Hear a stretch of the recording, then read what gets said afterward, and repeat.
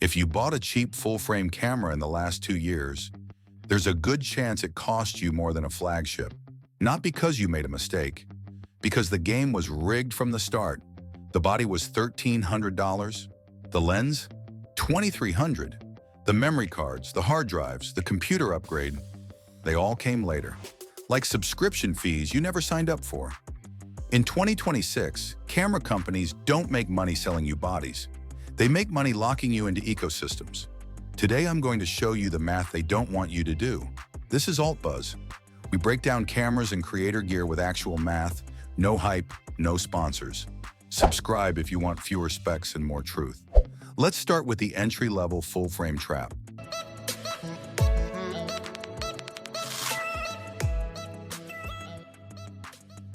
You're upgrading from crop sensor. You want full frame. You don't want to spend flagship money. Canon EOS R8, $1,600, body only. Clean spec sheet, decent autofocus. It feels like a win. You read the reviews, everyone praises it. Best entry-level full frame. Amazing value. You click add to cart, you feel smart, until reality shows up. Because now you need glass. Not just any glass. You need the 24 to 70 millimeter f2.8, the default grown-up lens, the one clients expect, the one that doesn't hunt in low light. So you search for it. Canon RF 24 to 70 millimeter f2.8 LIS-USM. Beautiful spec sheet, image stabilization, weather sealing, and then you see the price, $2,600. The number doesn't make sense at first. You thought lenses were cheaper than bodies. You were wrong. The reviews never mentioned this part. They showed you sample images. They talked about sharpness and bokeh, but they never showed you the shopping cart total. You refresh the page. Maybe it's a mistake, but no. $2,600 everywhere. The same number stares back. You thought the body was the investment, but the body was just the entry fee. Let's do the math. $1,600 for the body, $2,600 for the lens. Total? $4,200. And we haven't even talked about memory cards, or a second battery, or that 50 millimeter 1.2 you'll want for portraits. Another $2,000 waiting in your future. This is not an edge case. This is the default outcome for 90% of people who buy affordable full-frame cameras. The body price is a marketing trick, a psychological anchor. One, it gets you in the door, and then the ecosystem takes over. The lock clicks shut, and you're committed whether you like it or not. You're in Canon's world now, playing by Canon's rules, paying Canon's prices, and there's no easy way out without taking a massive loss on everything you've already bought. And here's what stings. There was a smarter path the whole time. Panasonic Lumix S5 Mark II, Sony A7R Mark IV, slightly more expensive bodies. $1,900 instead of $1,300. $600 difference, but they use the L mount and E mount, which means Sigma, which means Tamron, which means choice. Same scenario. You need that 24 to 70 area of 2.8, but this time you can buy the Sigma 24 to 70 millimeter f2.8 DGDNR, $1,300. Same optical quality, same autofocus speed, half the price. Let's run that receipt again. Body, $1,900. Lens, $1,300. Total, $3,200. You just saved $1,000 by spending $300 more on the body. The math is backwards from what marketing taught you, but it's the truth. It's the math that actually matters when you're trying to build a sustainable business or hobby. It's the difference between affording that second lens this year or waiting another 12 months. Canon makes incredible cameras. This isn't about quality. This is about choice. Because Canon restricts third-party autofocus lenses, they lock down the mount protocol. Every piece of glass has to come from them, and they know you're locked in the moment you choose that mount. Sony doesn't do this. Panasonic doesn't do this. So Nikon opened their Z8 mount. They realized that letting Sigma and Tamron make lenses strengthens the ecosystem. More choice means more people buy in, but Canon keeps the walls up, and you pay for it. Every lens, every year. This is what an ecosystem trap looks like. If you want more breakdowns like this, real numbers, no brand loyalty, hit subscribe. This stuff saves people thousands. Real money that could go toward actually building your business instead of paying the Canon tax. Money that could buy you lighting, or a better computer, or actually marketing your services instead of just buying more gear you don't need. Let's talk about resolution, where bigger numbers sound like better value. Sony A7R V, 61 megapixels, maximum detail, maximum flexibility. The spec sheet makes it sound like you're future-proofing your career. Feel like you're making the smart professional choice. But megapixels don't just live in your camera. They follow you home. They multiply. They compound. They create costs nobody mentions in reviews. A single raw file from the A7R V is 120 megabytes. Shoot 1,000 images in a weekend, completely normal for events or weddings, and you've just created 120 gigabytes of data. One shoot, one weekend, 120 gigs. Now multiply that by every shoot you do in a year. The files start stacking, your Lightroom catalog gets slower, import times double, export times triple. You start avoiding editing because you know what's coming. The waiting, the loading bars, the beach ball of death spinning endlessly while you question your life choices. You bought a camera to create. Instead, you're watching progress bars. That's not what you signed up for. That's not what the YouTube reviews showed you. Because here's the domino effect. 61 megapixels means bigger buffer requirements. Your camera writes massive files incredibly fast. Standard SD cards can't keep up with burst shooting. The buffer fills, the camera locks. You miss shots. So now you need CF Express Type A cards. Sony's proprietary format, 160 gigabytes, $270. Compare that to a V90 SD card at the same capacity, $120. You're paying double just to match the camera's spec sheet. But it gets worse. Those files don't just sit on cards. They go to your hard drives, your working drive, your backup drive, your archive drive, your cloud storage. Every layer costs money, every year, forever. The megapixels keep costing you long after you've forgotten why you wanted them in the first place. You thought you were investing in quality. You were actually investing in overhead, in invisible infrastructure that doesn't show up in your portfolio, but definitely shows up in your expenses. Let's say you're a wedding photographer, 50 weddings a year. With the A7R V, you're generating 6 terabytes of data annually. With a 24 megapixel camera, 2.5 terabytes. Same weddings, same quality, same happy clients, less than half the storage requirement. That's an extra 3.5 terabytes. At current SSD prices, roughly $100 per terabyte. That's $350 every year for 5 years straight. That's $1,750 just in storage. And we haven't talked about backup. You're keeping 3 copies minimum. Primary drive, backup drive, cloud archive, triple that number. $5,000 over 5 years in storage infrastructure alone. Not cameras, not lenses. Just hard drives and cloud subscriptions to handle files bigger than they need to be. Money that could have bought you a vacation, or new lighting, or actual marketing for your business, or literally anything else that would have improved your life or your work more than extra megapixels nobody asked for. And here's the question nobody asks. Do you actually need it? Are you printing billboards, shooting magazine covers, cropping 50% on every shot? For 99% of photographers, the answer is no.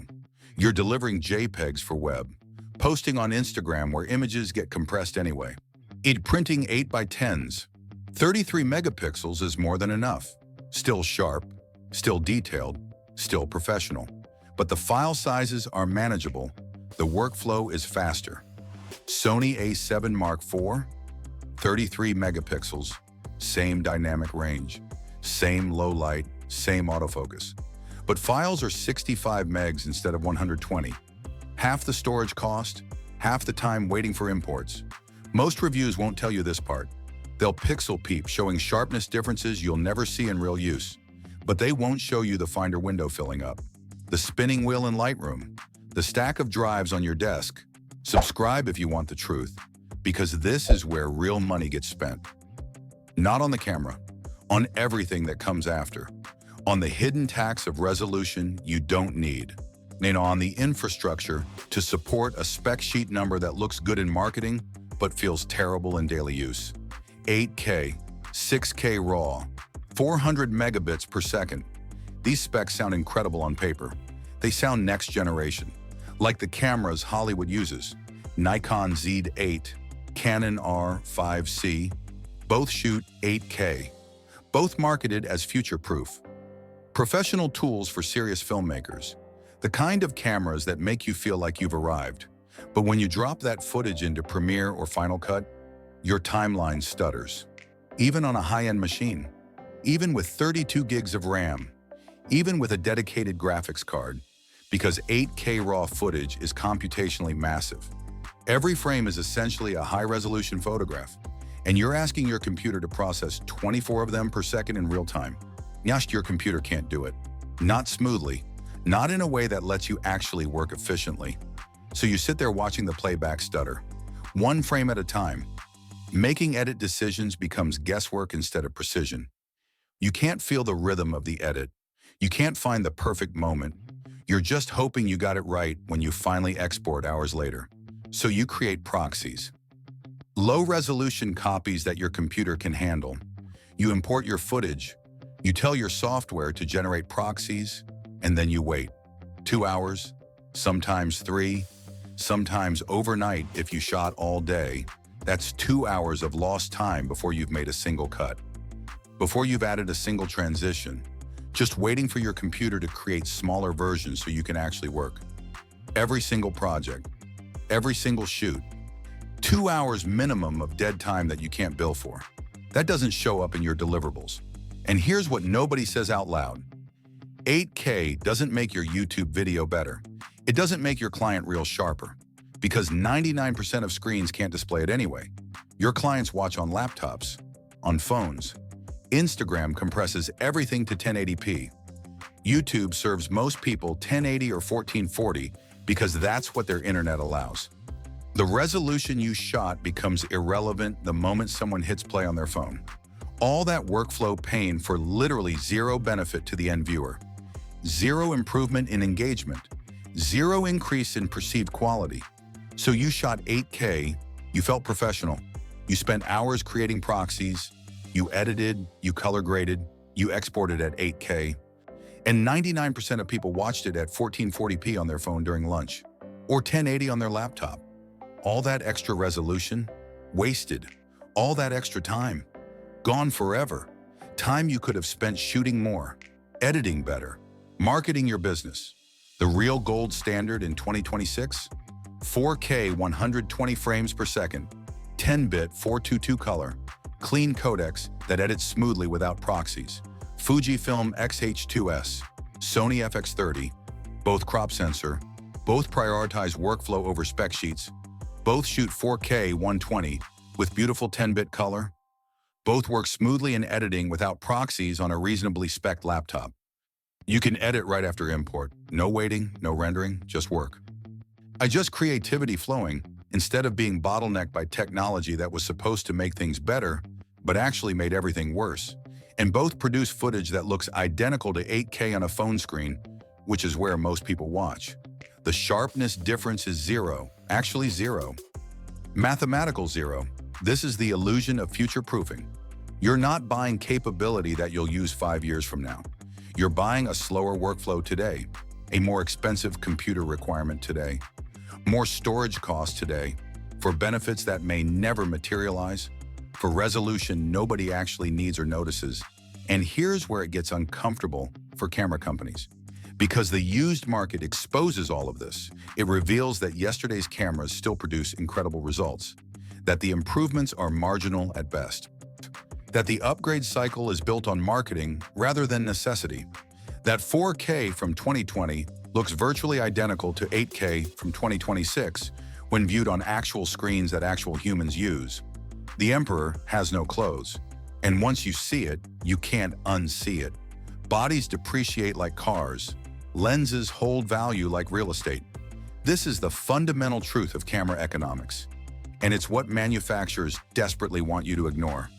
Sony A7R V from 2021, still one of the best low-light cameras ever made. still shoots 4K 120 with 10-bit 422, still has that legendary dual native ISO, still better for video than most 2026 mid-range hybrids, and in the used market, it's 30% cheaper than at launch. Sometimes 40% if you find someone upgrading fast. Same with the Nikon D850, legendary DSLR, 45 megapixels, built like a tank. Used price in 2026, less than $1,500. That's half what a new Z6 Mark III costs. And the image quality is virtually identical for stills. The shutter still fires. The sensor still captures light. Nothing changed except the marketing around it. The new camera isn't better. It's just newer. And newer doesn't mean better when the technology plateaued 5 years ago. The used market proves what marketing hides. Camera technology plateaued years ago. The improvements have been incremental. Autofocus got faster, but it was already fast enough in 2018. Video specs got bigger, but 4K was already more than enough. The actual image quality? It's been excellent since 2018. A 2020 sensor and a 2026 sensor produce images that are 98% identical in real-world use. Not lab tests. Real-world use. Weddings, portraits, events. The kind of work that pays bills, which means if you're smart, you're not buying new. You're letting someone else take the depreciation hit. You're buying the Sony A7R V for $2,000 instead of $3,900. The Fuji X-T4 for $800 instead of $1,400. All incredible cameras, all producing professional results, all proving that the newest model is rarely the smartest choice, all showing that patience and research beat impulse and marketing every single time. And you're putting the savings into lenses, because lenses don't depreciate, not like bodies. A Sigma Art lens from 2019 performs exactly the same as it did on launch day. The glass didn't age, the coatings didn't fade, the autofocus motor didn't slow down, and it'll outlast 3 camera bodies. You'll upgrade your body twice, maybe 3 times. But that lens, it's staying with you. It's the foundation of your system. This is the math camera companies don't want you to do, because it doesn't lead you to the newest flagship. It doesn't get you excited about the latest autofocus algorithm. It leads you to value, to making smart decisions based on what you actually need instead of what marketing tells you to want. It leads you to spending less and creating more, which is the entire point of being a photographer or filmmaker in the first place. To create, not to collect gear, not to chase specs, to create work that matters. If you want full buying guides, price trackers, and long-term ownership advice, that's on our website and in the Alt Buzz membership. No sponsors, no affiliate pressure pushing you toward whatever pays the highest commission. Just the real math that saves you money. Check the link in the description. Let's make this simple. 3 budget tiers, 3 clear recommendations, under $1,500 total, used Fujifilm X-T4 with the Sigma 18 to 50mm f2.8. Crop sensor. Fuji's color science is incredible. Straight out of camera JPEGs that look like film. Images that don't need heavy editing. Fast autofocus. Face and eye detection that actually works. In-body stabilization that gives you 5 stops. Weather sealing.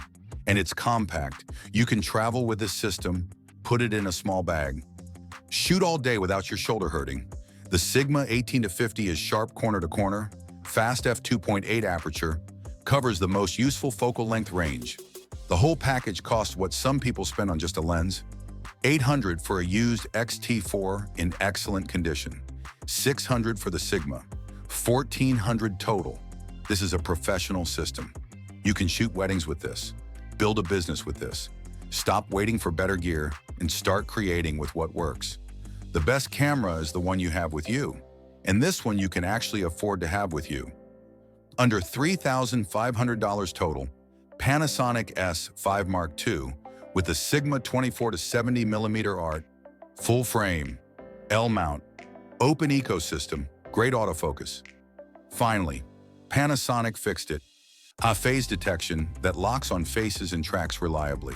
4K 60 with unlimited recording, no overheating, no time limits, in-body stabilization, weather sealing, dual card slots, everything you need for professional work. The Sigma 24-70 art is sharp, built like a tank, weather-sealed, half what the equivalent Panasonic lens costs, $1,900 for the body, $1,300 for the lens, $3,200 total. You still have $300 for accessories, a third-party battery grip, a variable ND filter. This is the sweet spot. Professional results without the flagship tax. This is where value and capability meet perfectly. This is the system that lets you compete with photographers spending twice as much while keeping more money in your pocket for the things that actually matter. Unlimited budget. You go ahead, buy the flagship. Canon R5 Mark II, Sony A1, Nikon Z8. Pick your favorite color. Pick your favorite menu system. But admit what it is, it's a luxury, not a necessity. You're not buying better photos. You're not buying success or talent or vision. You're buying the latest tech, the newest autofocus algorithms, the highest frame rates, the satisfaction of having the best. And that's fine. Genuinely. If you have the budget and the camera makes you excited to shoot, that has value. Psychological value, creative value. Just be honest about it. You're not buying it because you need it. You're buying it because you want it, because it feels good. Don't tell yourself it's an investment. Don't justify it with megapixels and frame rates. Don't convince yourself the old camera was holding you back, because it wasn't. And you were just looking for an excuse to upgrade. And that's okay. Just own it. Just admit that you're buying luxury, not necessity, and there's nothing wrong with that as long as you're honest about what you're doing. Because the truth nobody wants to say out loud is simple.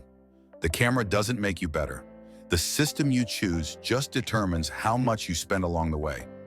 You can shoot incredible work with an X-T4. You can shoot incredible work with an S5 Mark II. You can shoot incredible work with a flagship. The only difference is the price tag. So choose the system, not the spec sheet. Choose the glass, not the body. Choose the workflow that lets you work fastest. Subscribe if this saved you money. That's the whole point of this channel. We're not trying to impress you. We're trying to help you make smart decisions. Because every $1,000 you save on gear is $1,000 you can spend actually creating. The gear matters, but it matters less than they want you to think. If you want to support the channel directly, super thanks helps keep these videos independent. Either way, appreciate you for watching this far, for caring about the math, for being smart with your money instead of falling for the marketing. Visit our website for detailed buying guides.